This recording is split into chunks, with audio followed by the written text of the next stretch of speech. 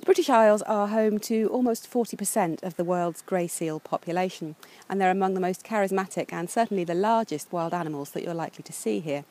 Now, here in Cornwall, the popularity of the beautiful coastline with human visitors is a bit of a mixed blessing for the local seals.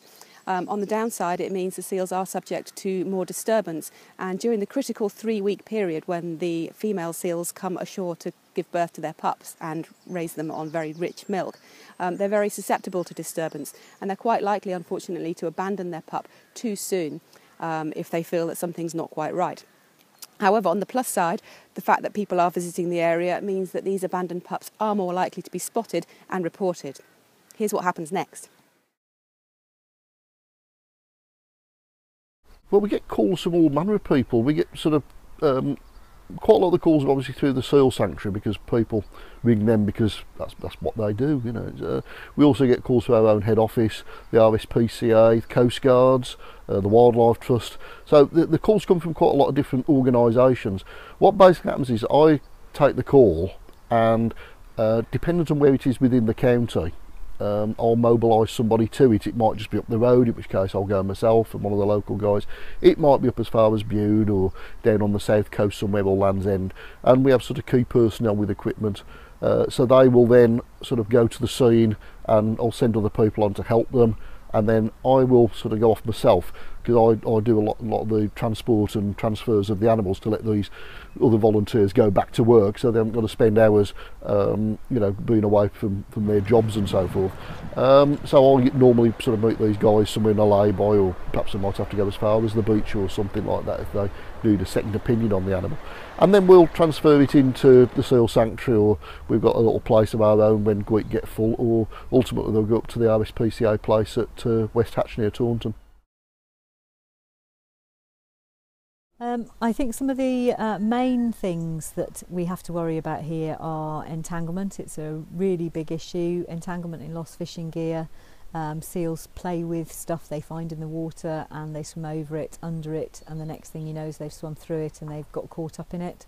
We have a lot, over 260 different entangled seals in Cornwall, some of which have been lucky enough to be rescued. So what we do is we report a seal, it gets rescued by British Divers Marine Life Rescue, and then it gets taken to the seal sanctuary for rehabilitation, and then we track it back for the post-release monitoring to see if it's been a successful rehabilitation.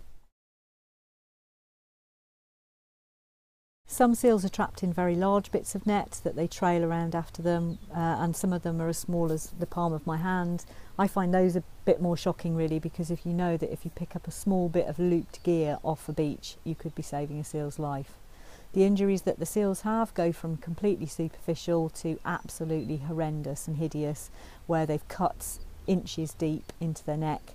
And if they have them for a long time, the flesh and the skin can heal over the net, and they have to live with that internal noose. So first of all, there's a bit of a mad rush to get the pen ready, and we have to get it all set up with the wellies, waterproofs, everything they're going to need at first. But then usually there's quite a wait, so the seals come from all over Cornwall, so they can be an hour away, even 2 hours away, or they can be 10 minutes away, so you just have to be prepared for whatever. But as soon as they get here, sometimes it's a bit anticlimactic, because the first thing we do is let them have a really good rest. So it'll probably be 20 minutes, 25 minutes before we actually do anything to the seal. But then when we do, we'll give them a clinical assessment. So we have a sheet and we give them a really thorough assessment from head to tail. We check their eyes, check their mouth, give them this really thorough assessment, and then we ring our vet, and he'll come in and he'll have a look, and he has to prescribe all of the medication. And then the last thing we'll do is tube them some fluids. So seals get all their water from the fish they eat or the milk they drink, and when they're malnourished, which is pretty much all of our pups, they'll also be really dehydrated.